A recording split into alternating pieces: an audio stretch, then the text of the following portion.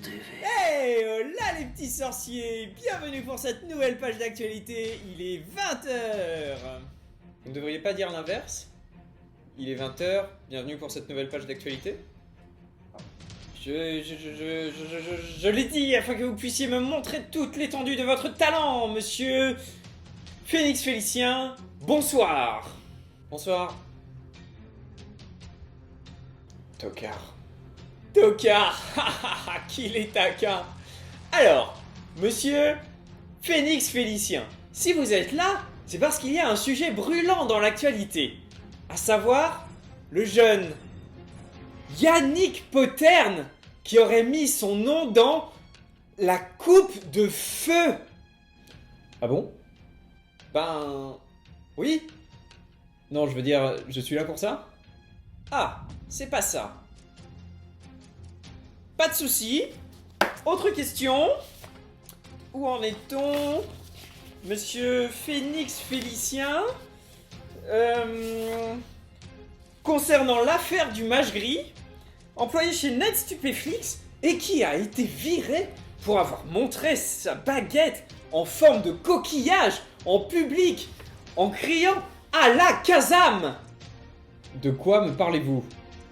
Mais ça ne fait rien, j'en ai une autre. Monsieur Phoenix Félicien, on y vient, ça y est, votre dada. Dites-nous, en ce qui concerne la crise de l'armoise entre Poudlard et Beaubaton, peut-on dire que la baguette de guerre est enterrée? Est-on enfin sorti de la crise? Oui. Ah bah oui, c'est pourtant évident. Pas pour moi. Non mais vous, c'est vous. Mais sinon tout le monde sait qu'en cette saison, l'armoise a fini sa crise. D'adolescence. Ah bon? C'est de ça que nous parlions? Eh bien oui, je travaille dans les plantes, pas dans la politique. Ah! Oh, pardon. Ça ne fait rien. Mille excuses. Ça ne fait rien. Je vais aller me faire vomir. Non mais pas la peine. Si, j'insiste. Après tout, je me suis planté dans les plantes. Encore une blague de votre part. Et je vous fais endoloris. Non mais ça rime à quoi ça? On n'a pas élevé les 6 burines ensemble à ce que je sache. Pardon. En tout cas, jolie coupe de feu.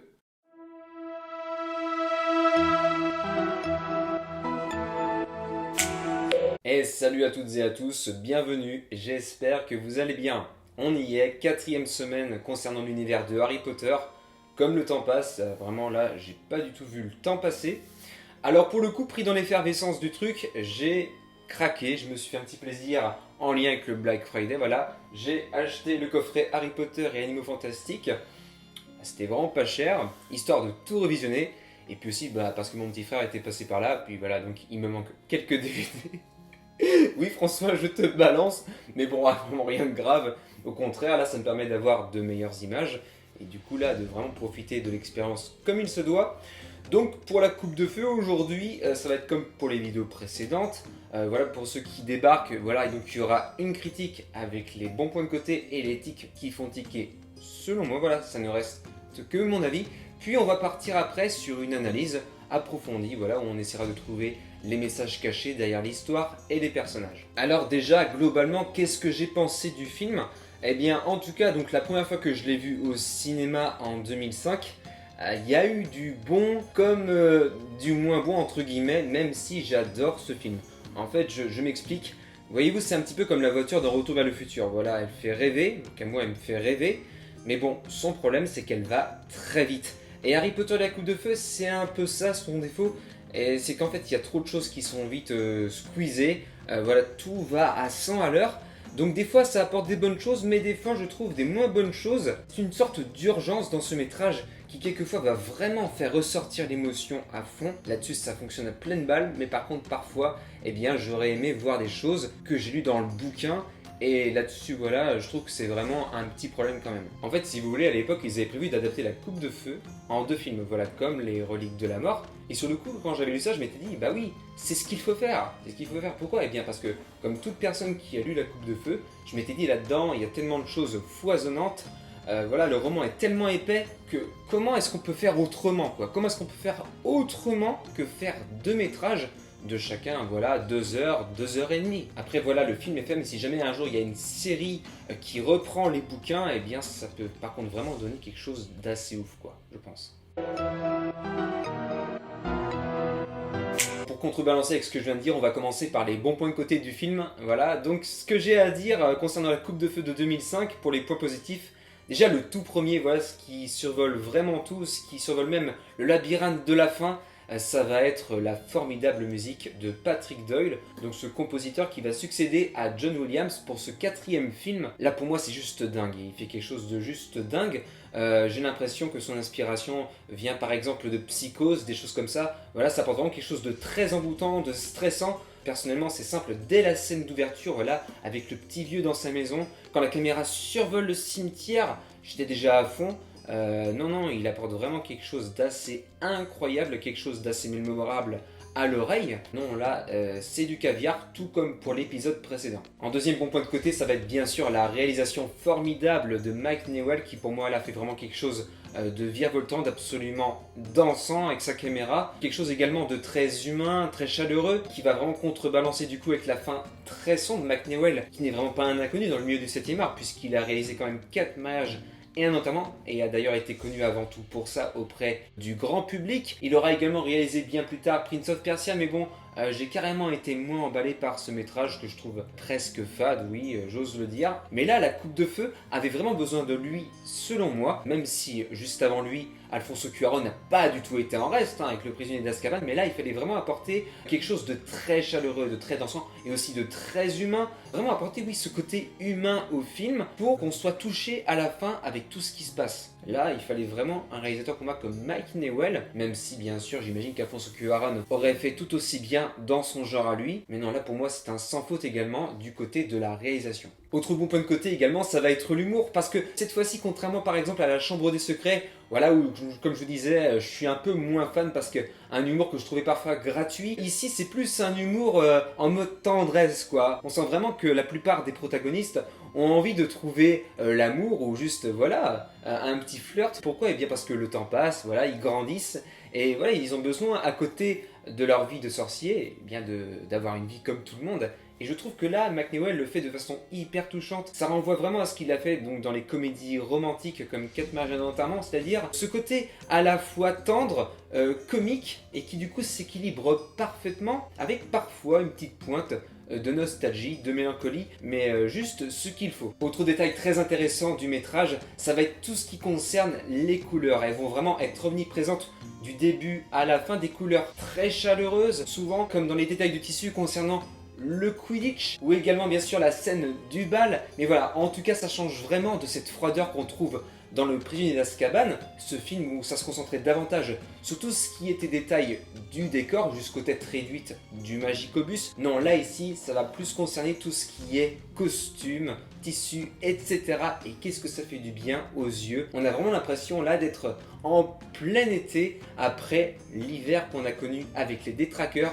Et ça aussi, ça fait vraiment du bien, je trouve. Et en autre chose que j'adore, que je trouve absolument folle, issue de l'esprit de J.K. Rowling, eh bien, ce sont ces épreuves où les héros risquent vraiment de mourir à chaque instant. Et puis surtout, ce coup de théâtre absolument dingue où Voldemort ressuscite dans ce cimetière.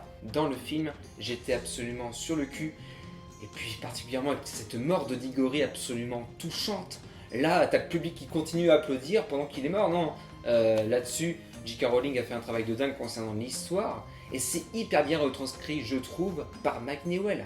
Vous avez bien profité, c'est bon? Bon, maintenant on va passer aux tics qui font tiquer. Non, je plaisante, mais voilà, ce que je trouve hyper dommage, comme je disais, c'est que ça va bien trop vite. Et ce, dès le départ, quoi. T'arrives à peine chez Ron, que tu repars aussitôt pour aller voir le Quidditch. Et ça y est, quoi, tu vois quoi, 3 secondes du match, et hop, il y a les méchants qui arrivent, tatati, le train. Non mais, au bout d'un moment, je m'y retrouvais plus. Et non, ça... ça prend pas le temps, quoi, ça respire pas, c'est hyper compressé, et c'est ça qui est absolument dommage, surtout avec un réalisateur comme Mike Newell qui a vraiment un formidable talent, je trouve. Voilà, ça aurait vraiment dû être pour moi 2 films, voilà, 2 parties, tout simplement, et là, on aurait pu avoir tout ce qu'on voulait, le mariage de Fleur par exemple, on aurait pu avoir le match de Quidditch en bonne et due forme, et puis voir tous ces animaux qui foisonnent dans le bouquin.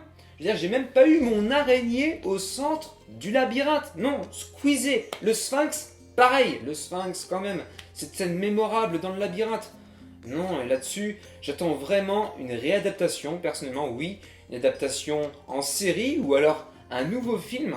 Mais s'il vous plaît, faites-le, les producteurs. Là, il y a trop de matière. Mais bon, à voir, parce que si les producteurs partent sur la mode d'un univers étendu, voilà, comme c'est le cas dans beaucoup d'écuries, voilà, on n'est pas rendu pour voir une série qui va vraiment adapter les bouquins comme il se doit. Allez, c'est bon, passons à l'analyse. Et oui, je sais, je vais vite, voilà, je fais comme le métrage, quoi.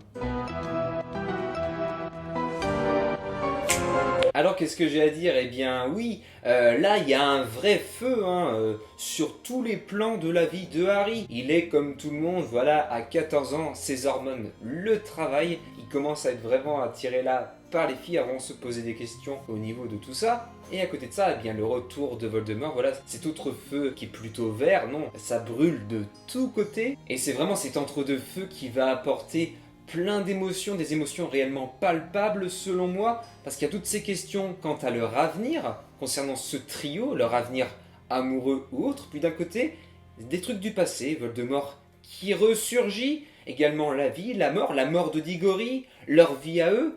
Non, non, c'est vraiment un sacré manège que la coupe de feu, qui fait qu'à chaque fois je suis pris dedans et que j'ai du mal à en sortir. Et puis au cœur de tout ça, les fameuses épreuves qui peuvent se révéler hyper dangereuses. Ces épreuves où parfois on peut perdre peut-être un membre de sa famille. Je pense bien sûr à la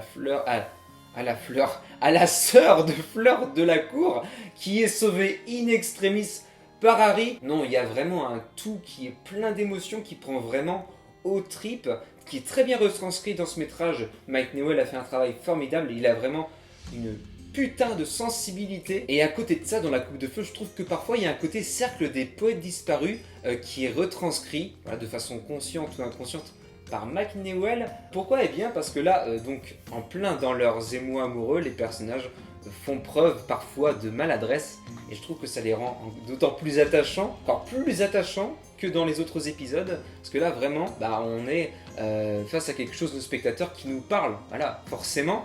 Donc là c'est vraiment un très gros point, et du coup lorsque les choses s'assombrissent au fur et à mesure du métrage, eh bien là on a d'autant plus peur pour eux qu'ils n'arrivent pas à toucher à cet avenir en question, peu importe avec qui après. Mais là, oui, McNewell vise encore bien sûr un bon point. Lui qui, à côté de ça, a été bien évidemment aidé par tout ce qu'il a fait en comédie romantique. Merci à toutes et à tous d'avoir regardé cette vidéo. Si elle vous a plu, n'hésitez pas à liker, à partager et surtout à vous abonner si vous ne voulez rien louper des prochains épisodes, des prochains wagons du Poudlard Express et autres films. Sur ce, je vous dis belle journée ou bonne soirée. Kenavo. Monsieur Netflix, mes petits chiens, une question. Encore. Oui. Quelle bouteille? Oh, si vous allez par là. Andoloris, millésime 2005. Ça sera très bien. Parfait. Merci Jules.